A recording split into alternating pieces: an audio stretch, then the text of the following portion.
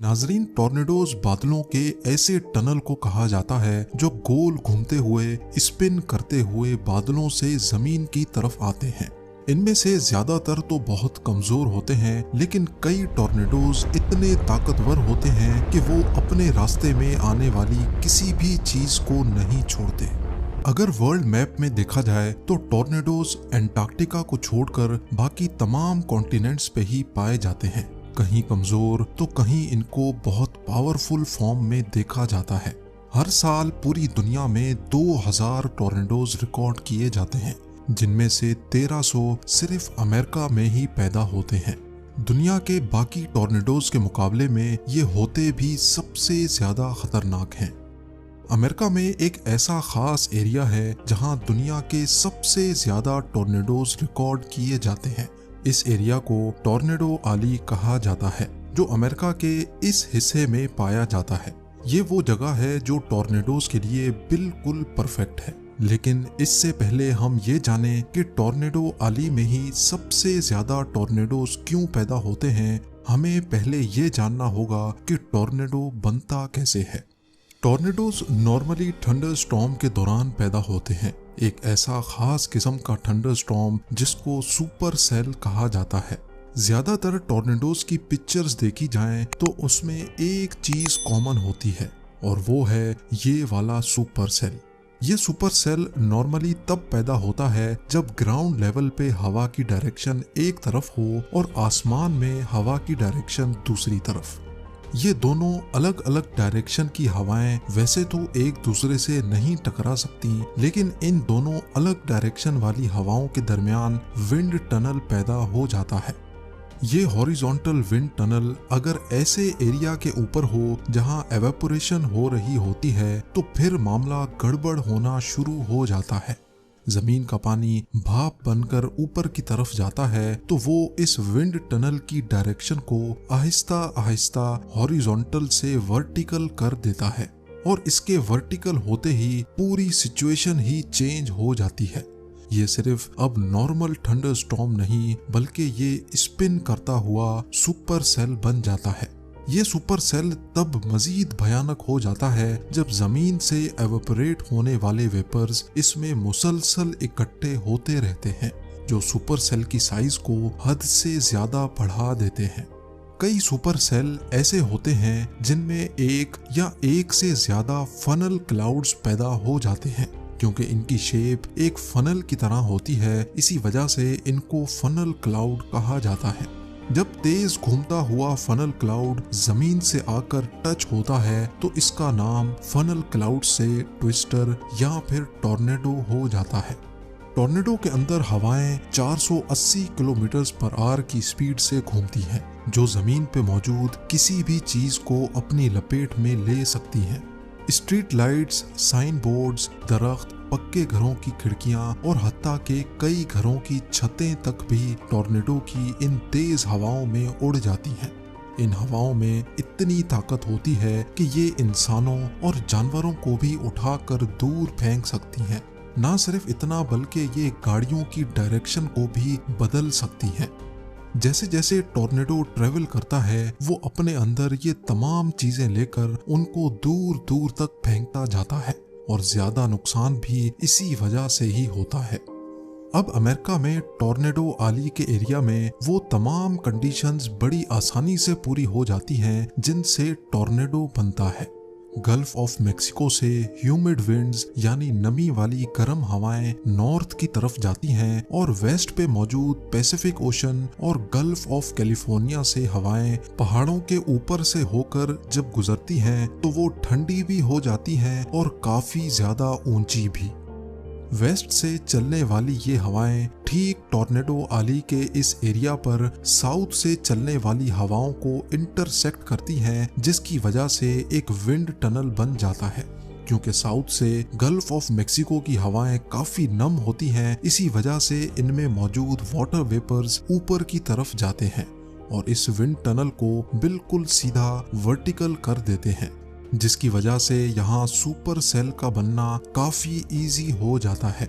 और जैसा कि हमने पहले भी जाना, ये सुपर सेल तब मजीद बड़ा हो जाता है जैसे जैसे इसमें वेपर्स जमा होना शुरू हो जाते हैं। अब नॉर्मली ये जरूरी नहीं कि हर सुपर सेल में से ही टॉर्नेडो निकले, क्योंकि सुपर सेल के बनते ही तेज बारिश या ओलाबारी शुरू हो जाती है जो ऊपर आने वाले वाटर वेपर्स को ठंडा कर देती है और ऐसे सुपर सेल का साइकिल टूट जाता है।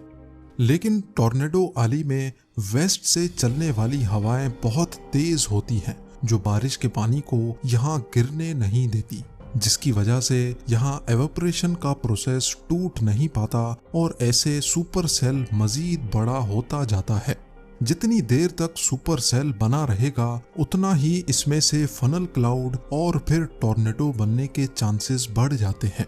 यही वजह है कि अमेरिका के इस हिस्से में जहां टेक्सास, ओक्लाहोमा, कैंसस और नेब्रास्का हैं, यहां दुनिया में सबसे ज्यादा टॉर्नेडोज पैदा होते हैं, करीब एक साल में 800 टॉर्नेडोज। अब ये तो हो गई टॉर्नेडोज की बात। तूफान की एक और किस्म भी होती है जिसको हरिकेन, टाइफून और साइक्लोन कहा जाता है। वो क्या चीज है जिससे हमें ये मालूम पड़ सकता है कि ये तूफान हरिकेन है, टाइफून या फिर साइक्लोन? असल में ये तीनों ट्रॉपिकल स्टॉर्म्स होते हैं और इन सब में ज्यादा फर्क नहीं होता, बल्कि इनमें कोई फर्क ही नहीं होता। ये तूफान दुनिया के जिस हिस्से में पैदा होते हैं उनके हिसाब से इनका नाम रखा गया है। वर्ल्ड मैप पे देखा जाए तो नॉर्थ वेस्ट पैसिफिक ओशन में जापान, साउथ कोरिया और ईस्ट रशियन बॉर्डर के करीब समंदर में जो तूफान बनता है उसको टाइफून कहा जाता है।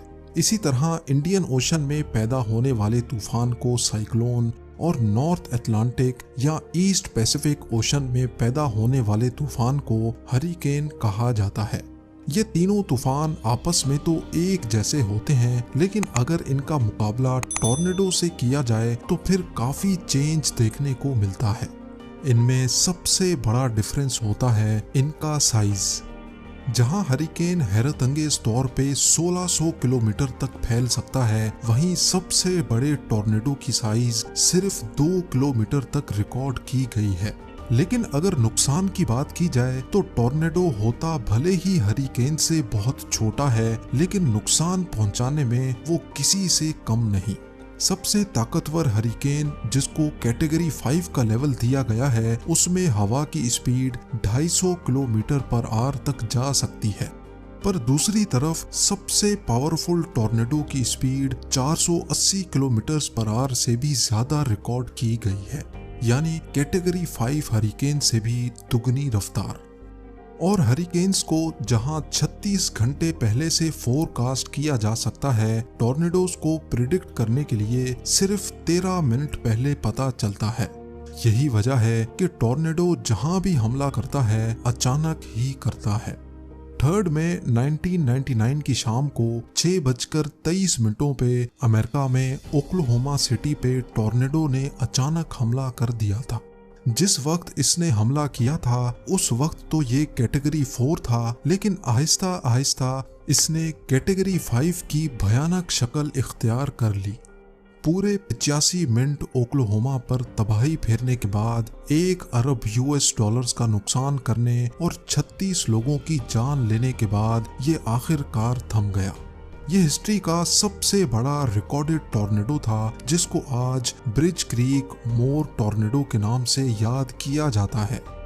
ओक्लाहोमा पर तो सबसे बड़े टॉर्नेडो ने हमला किया था, लेकिन इसी दिन टॉर्नेडो अली की 5 स्टेट्स में टोटल 71 टॉर्नेडोज ने अलग अलग मकामात पर हमला किया था। एक और वाक़े में टॉर्नेडोज की अजीब शक्ल भी नोटिस की गई। 25 नवंबर 2018 को थाईलैंड के करीब को लीपे आइलैंड पर टूरिस्ट ने समंदर में एक नहीं, दो नहीं, बल्कि पूरे 4 टॉर्नेडोज को एक साथ पानी को टच करते देखा। बेशक पानी के ऊपर आने वाले टॉर्नेडोज इतने पावरफुल नहीं होते, लेकिन इसका मतलब ये नहीं कि ये खतरनाक नहीं होते। ये अपने रास्ते में आने वाली किसी भी बोट या यॉट को आसानी से पलटा सकते हैं।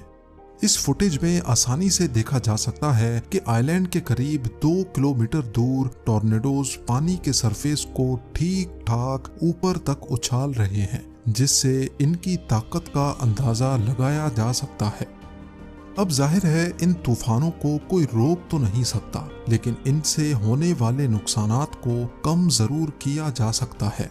वेदर सैटेलाइट्स की मदद से मीटियोलॉजिकल डिपार्टमेंट हर 5 मिनट के बाद समंदर में पैदा होने वाले तूफानों पे नजर रखता है। तूफान की डायरेक्शन किस तरफ है, उसकी कितनी स्पीड और कितनी इंटेंसिटी है, ये सब चीजें सैटेलाइट से मालूम करके एक एस्टीमेट लगाया जाता है और फिर लोकल अथॉरिटीज को पहले से अलर्ट कर दिया जाता है।